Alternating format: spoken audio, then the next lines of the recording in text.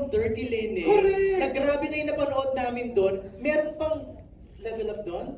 Oh, what Yeah, I think so, yes. Yung Kasi suit kasi niya, ako naman, yeah. I don't want to repeat myself. So, May yeah, ganun it's siya. really hard for kahit kung ayaw mong magsawa sa ibang tao, mas lalong ayaw kong magsawa ako sa sarili ko. So I really have to find something interesting to whatever character I'm doing. So, what's the question? How did you get the part? How Yeah. were you offered? Who approached you? Yeah, galing kasi ako sa dalawang dark characters from ang probinsyano, di ba? Tapos yung ang Dirty Linen. So, pinatawag ako ng direction ni Deo to talk to me one-on-one, face-to-face, siguro para i-explain sa akin na kung gaano ka-importante yung role. And in fact, ngayon nalilito na ako, Joel. Kasi dun sa mga naririnig ko, when I was approached during the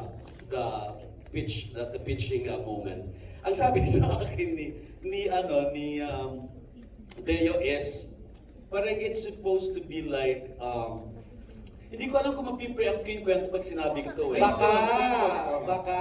Mapipreempt? Baka ma-preempt. Hindi, kasi, wag ka na yung kwento. Init ang ulo ni Andrea. Ang init ng ulo. Offline nyo na lang daw Hindi. i-discuss. Live streaming tayo ngayon eh. Ganun ba? Well, anyway, meron kasing parang aspect of A and B, yung character ni Eleazar. So, kumbaga, it could be transformational, it could be just a simple unmasking, which means meron akong kailangang iwasan na ikwento. But, kung ano man yung ginawa ko, hindi naman spare yung audience kung ano yung naging journey ng character niya kasi klaro naman yung pagkakakwento. But anyway, ako kumbaga yung nasa gitna. Kasi nung una ang sabi sa akin, ako yung bida. Si Piolo ang kontrabida. Tama ba ako, Joel? Tama? Yeah, no, that's not a joke. No. Hindi. Para magkakaroon ng face-off. And then, so it's very interesting for me. So sabi ko, talaga? So sabi ko parang pareho kaming gray. And then, suddenly, yung resolution, hindi ko alam kung dediretso pa rin doon yung kwento. share mo na po. Hindi ko na i-share kayo. Pero hindi ko alam kung dediretso doon ng kwento. Pero may isang twist na very interesting para sa akin. Na aside from very relevant yung kwento tungkol sa Philippine society, kakaiba yung character niya kaysa dun sa dalawa kong ginawa. And it's really very exciting to create another dark or powerful character. Oo naman. Sa probinsyano, namugod ka ng ulo. Okay. Yeah, siguro ang kaibahan lang dito ni Eleazar is yung insecurity kasi ni Eleazar, he can transform it into a confidence, into something positive. Si Carlos Fierro, yung kanyang insecurity nagiging violence. Tapos yung pambubuli niya nagiging elimination kaysa sa pagbubuli lang na walang sense. Ang ganda ng wardrobe mo rito. Medyo may pagkaano, di ba? Yeah. Alright, thank you, sir. And of course, you cannot say no to today. And of course, Tito Pip, specifically mentioned ka ni Piolo during the BlogCon, how you delivered. Kasi kayo most of the scenes na magkasama, di ba? Anyway, itutuloy ko na yung kwento ni John para magkaalam-alam na tayo. Kaya pwede. No, really, no kidding aside, I have been invited by Dreamscape to do a lot of characters and well, looking back at it, di ba, hindi ko na makakalain na this time na invite nila ako to explain and to invite me for this character. Hindi ko akalain last time na pala kami magkakausap ni Deo.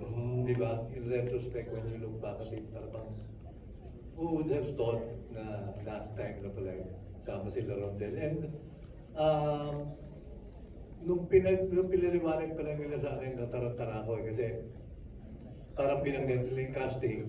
Nag-umpisa kami usapan umaga, gabi na, hindi pa kami tapos magkwentuhan ko ilan yung tao kasama rin dito sa palabas na ito. Diba?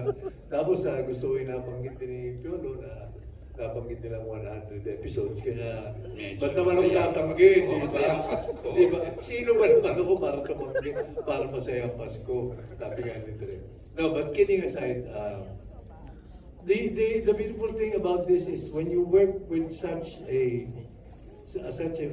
big cast and such a talented cast, mas na-challenge ka to create your character, di ba? To be able to present your character kasi ako galing na ako sa dark, puro dark na ako eh. Lagi na lang ako dark, so now the challenge is getting May heavier. peg ka doon, without ganyan, without... Nakulabot Doon na lang na, Wag na lang. yung tinulong lang nila, binigay lang nila sa akin yung pastor para bang Powerful. bahala ka kung anong gusto mong gawin. Matakot. Yeah. So, yun. And then of course, malaking bagay talaga yung mga artistang katrabaho mo. They're the ones who pushes you eh. Naitutulak ka kung artista ka man. Naitutulak ka to try and bring out the best of what you can come up with. Kasi kung hindi, malulunod ka eh. Ang gagaling ng mga artistang katrabaho mo eh. Ang gagaling din naman ng mga direktor, di ba? Oh, di ba? Hindi, talaga. And even the young ones, di ba? Isipin mo, at my age, 36, nakakatrabaho. Oh! Mga kaibigan ko sa presa, alam niyo naman sinungaling ako, di ba? No, but kidding aside, really, when you look at this, series, talagang totoo yung plug namin. This is, I think, the biggest teleserye that has been conceptualized, and I think we really have to work hard for it hanggang sa dulo, hanggang sa kaduluduluhan talagang we are going to give it our all. At MJ, considering how stellar they are, wala akong narinig ni isang reklamo. The past, ang dami, no? Na hindi ko na Anong reklamo yan? Ba't ibang level yung professional? Napasan na si Carl de la Mers. Hindi nakarating sa akin, MJ. Si Carl, ano yan? Ayan namin gusto sabihin si Direk Anton. Direk, ano yan, Direk? Ikaw may reklamo, direct. Ikaw 3 decades ka ng director. Ay, wow. Share. Hindi yan naman. 13 years ka na, no? Bata pa lang ako. Jay ka. Wow. Direk, seriously, yung sinasabing ang low maintenance ng cast mo na walang kahirap-hirap silang katrabaho. At mag-promote show na sila, wag natin silang pakialam. Okay, ganito. Etong batch na to, di ba? Okay. Walang kahirap. Bigas mo to eh. Oo. Ngayon yung nauna. Kanina. Hindi tayo doon nagpunta eh. Eto wala itong kahirap-hirap. Sino dyan? Lahat to. Oo. Maayos to lahat. Di ba? Pero yung nauna, yung galing-galing ni Jeremiah. Turuan ko yun. Favorite ko yun. Favorite ko yun si Jeremiah. Mukhang hindi. So wala ka reklamo. Ha? Yung ba yung tanong? Ba't parang nag-joke ka direct? No. Honestly, sobra akong swerte dahil nasama ko sa project na to. Kasama itong mga batikan na mga artista na hanggang ngayon pala, meron pa rin akong matututunan. Yun na nga sabi ko kanina dun sa prior interview na as I go mature into this industry in making teleserye, I still learn a lot from my past mistakes and moving forward because of this guys who gives me inspiration to be better. That's all. Thank you. Naging seryoso. for the director's Bumaba part. yung ha? boses. Okay, we have 15 minutes left. I Kasi know. kailangan Direk mag-start Rico. yung mga show sa baba. Kasi Direk Rico known sa mga teen drama eh.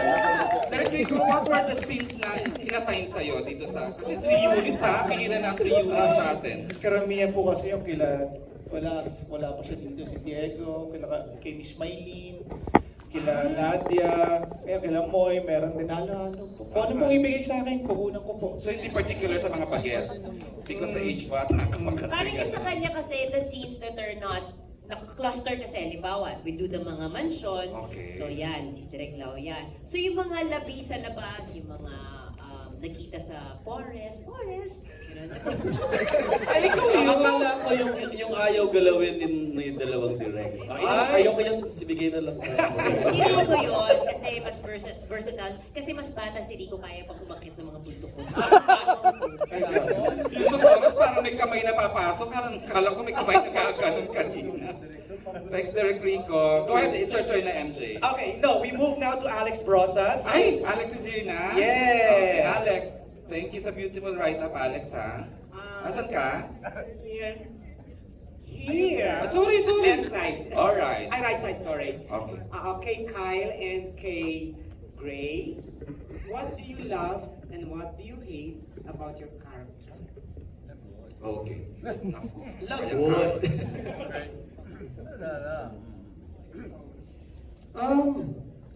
Siguro din lang po ako sa love. Laging tinuturo po sa amin, never hate your character. Never deny your character. Kasi ikaw pa rin yun at the end of the day. Learn how to love your character. Para sa akin po, gusto ko po kay Moises is yung pagka-pure niya. Yung kung paano siya magmahal, bigay lahat. Kung paano siya magtiwala, bigay lahat. At kung paano kahit hindi para sa kanya yung ginagawa niya, basta alam niyang nasa tama siya, gagawin niya. And it's something na feeling ko maraming makaka-relate po sa sobrang sama ng mundo na ngayon, sa dami nangyayari po sa mundo natin. Kailangan natin ng hope katulad ni Moises. And I feel like that's something na talagang dapat abangan po ng mga tao. Totoo Kay yung Moises Malone. definition, one of the purest characters he has ever portrayed. Yes, Totoo. Thank you, Pulot. Charot lang. Okay. One thing that I love about Justin na super similar po sa akin is his determination. Kumbaga, nakita niyo naman parang sa second time ko po i-watch this presentation and his passion for his race car driving right now, that's the only thing in his life that matters to him. At parang ganun din po ako. Pag may something ako na gustong makuha o gustong ma-achieve, I'll only focus on that one thing. And what I hate about him is his means naman. Yung kung paano niya po gamitin at tinitear down yung mga ibang tao in such a brutal way, especially in this story, is something I disagree 100%. Ako, I'm the type of person that likes to just be in his own lane, and I think complete opposite po kami dun with the domination of the terrain na ginagawa ni Justin sa mga kapwa niya. Okay na, Lex? One more. Piolo. If we are to scrape your character, what will we discover? Oh, wow. There's a lot. Well, of course, he starts out bad, but through the course of time, he goes through certain situations and he will have to face his demons and whether to choose right or wrong. So, marami talagang kapupulutan ng lessons sa character ko.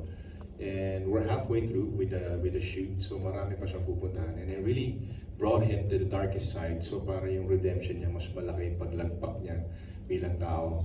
So I really want to make him as human as possible, and I'm sure maraming makaka-identify sa kanya. Thank you, PJ. Thank you, Alex, for your question. We now have Marinel Cruz of Inquirer. Miss Marinel is here. Hi! Hello guys. My question is for PJ, Kyle, Gray, and P2P. Ayun, kasi di ba we have read news about yung mga kids getting killed or getting hurt pagdating sa hazing. And yet, yung mga fraternities, they still exist dahil sa brotherhood. Tapos, pero in fairness na marami din naman mga success stories of loyalty and pagtutulungan. So, what are your thoughts on joining one if in like an alternate reality you're offered to do it? Beach. Inspiration to ni Joel Mercado, so si Joel is charot lang. Baka pero can you share, Peach, Gray, and Since I was called first. It's like, if it's for common good, I do it depending on what you have to do. I don't believe in hazing. I mean, there are other ways. I believe so. So, dun ako. But if it's for a good cause, I do it. Okay. Kyle? Ako personally, hindi ko po nakikita sarili ko na pumasok po sa isang fraternity. Pero dahil po, napasukan po namin yung mundo na yun, may mga nakausap din po kami na galing talaga sa fraternity. Meron nga po taga-fraternity na nasa set po talaga mismo. Dahil po sa kanila na nagbukas po talaga yung mata ko sa mundo nila, kung anong tingin nila sa fraternity. There's still beauty to it, in their tradition. There's still ways to go around hazing. Siyempre, hindi po talaga pwede sa bansa natin ngayon. So now there's different ways of hazing. Hindi naman necessarily talaga nagpapatin na ngayon. But like I said po, para sa akin hindi po ako papasok. Pero dahil sa mga sinabi po sa amin ni Gray at sa buong fraternity, I see why papasok po yung ibang tao doon. Thank you, Kyle. Gray? I think it really depends on your career path and your goals in life.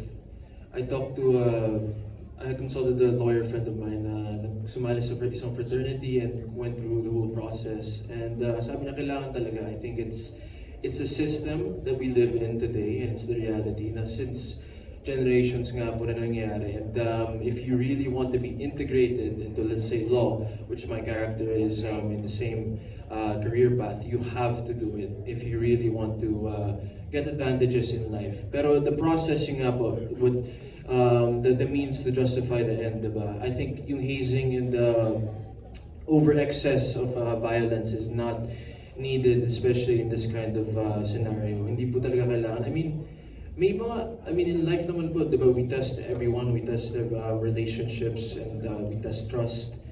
We don't necessarily use violence in those situations. So, bakit sa isang fraternity kailangan ba gawin po yun? I mean, especially in an educational environment, hindi naman po talaga kailangan. The point of education is to learn as much as you can and to meet as much people as you can, and just have a lust for life, and learning is a lust for life. Well said, Gray. Tito Pip, bilang kayo yung leader ng fraternity. Revealed na ba? Ako yung leader eh. So anyway, like these guys here also, I mean, I'm not for hazing. And I believe it's being outlawed already, di ba? Pinagbabawal na talaga yung hazing eh. But I think the grand thing about being part of a fraternity is the bonding, the solidity of the friendship that grows as time progresses. I don't know how it is because I've never been a member of a fraternity, but you'd notice and you'd hear from the stories, and comparatively speaking, for the older ones, the ones who started it, graduated, most of them are successful businesses, or some of them are lawyers and everything. But the bond between them remains strong as when it started. And I think it is more that relationship. Para bang kami rin mga artista, di ba? If you think about it, pagka gumagawa kami ng series, di ba? The 2 or 3 months or more na magkakasama kami, habang tumatagal kayo, yung hindi nyo masyadong notice, but the bonding becomes stronger. Lalo pa siguro yung fraternity na years on end, di ba?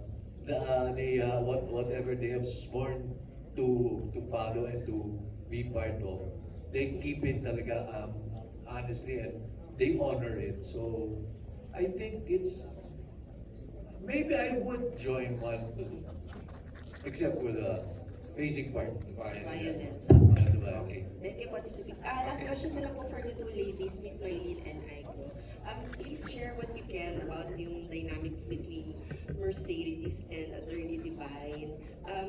Kakaroon ba ng parang katulad sa mga meme-worthy scenes galing sa Wildflower, di ba? May gano'n. Ayun. Pa-share naman po, ladies.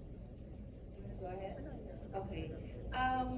Since ang backstory kasi ni Maylene dito, she's a beauty queen while I'm a lawyer. So she always feels parang insecure kapag magkasama kami. Beauty and brains. Oo. So, may revelation kasi along the way na mangyayari na marirealize niya na, oops, maling tao pala yung basta, hindi ko pwede ikwento kasi ma-spoiler alert siya, di ba? So, ganun. To share, Miss. Yun na nga. I thank you. Yeah, yun na nga. So every time nandyan si Divine, yung character ni Miss Aiko, parang I become, my confidence just really, is just always shattered. Grabe naman yung collective sign na yan. Parang gano'n. So, kita naman doon sa mga eksena, di ba? Wala nang parang masaya naman. Biglang pag nandiyan si Aiko, parang natiteres ako. Kulang sa asin, oo nga. Oo. Kasi puwisit siya eh. Kasi ang galing niya, talino niya, gano'n, ang ganda niya. Yakap siya ng yakap sa asawa ko. Yan, guys. So there. Parang I feel like I have nothing to contribute with this sa family na ito that is so intellectual. They're all lawyers, they're all strong. Ako ganda lang naman yung bahong ko. Wow. Thank you, ladies. Thank you, Marinel. Okay, we're down to our last 3 questions. MJ! Yes. Pagbigyan mo ako, I'd like, dahil na-amaze tayo sa ganda ng mga vlogs, trailer, teasers, I'd like to congratulate the team of Miss Trina Sanchez there and Winter de los Reyes. Ayun pa mga taga-CCM. RCCM Basta peeps. Piolo, Miss Trina yan. Thank you very much. Thank you. Okay. Third to the last question from Jay of Certified Kapamilya. Kay Daniela. Daniela, the question is, dahil sa husay mo sa senior high, nabansagan ka ng netizens bilang new gen kontrabida. Pero this time around, parang medyo mabait ang character na gagampanan mo. How was the transition? It's difficult. Actually. Kasi parang when I started this role, parang, I don't know if it's Direk Andoy or ano, sinabihan ako na parang, huwag mo masyadong tapangan kasi parang sobrang sanay ako kay Z. I've been doing her for how many months. It's a big jump. Right. It's a big jump sa role na to. So, it's difficult. Until now, while still doing Sagrado, nahihirapan po ako kasi I'm doing High Street at the same time. So, switch character every 2 weeks. So, Right. yeah, difficult, but hindi naman po nagre-reklamo. I'm very happy. Right. It's a blessing. It's work, Yes, di ba? It's a yes. challenge. Ang ganda naman pala ng training niya, first teleserye, Andoy Ranay, di ba? Oo. Shaina, kamusta naman katrabaho si Kyle? Sa... Bilang ikaw ang ate, Makahirap? Hindi. Opposite ng mahirap katrabaho. Really? Kung ano po yung napanood ninyo kanina, actually no acting yun. Di ba usually kapag magsisimula ka ng isang proyekto, ini-effort mo talaga na magkaroon kayo ng chemistry, mas lalo na kung isa kayong pamilya. But kasi si Kyle, I worked with him months before sa It's Your Lucky Day. So nagkaroon na kami ng bond doon. Kami naman ni Tatay Joel, I've known him since, huwag na po nating dalhin doon. Nagkasama rin po kami sa probinsyano. So, yun po, effortless and I guess yun yung, hindi ko ma-describe, baka yun yung magic, yun yung chemistry na hinahanap nila na I'm very fortunate na hindi ko kinailangang trabahuhin talaga. organic na lang. Oo eh. No? And also dahil they're very generous actors, kapag nasa harapan kami ng camera, hindi mahirap din na magbigay kasi sobra silang generous na magbigay as co-actors. Magreklamo ka pa ba? Si Tatay Joel lang kasama mo sa eksena at si Kyle. So yun po. So doing our scenes, hindi siya naging mahirap. Definitely. And yun, very heartwarming. Kagaya po ng napanood ninyo. Ganon din po kami, pati sa likod ng camera. Alright. Thank you, Shaina. Thank you. Our last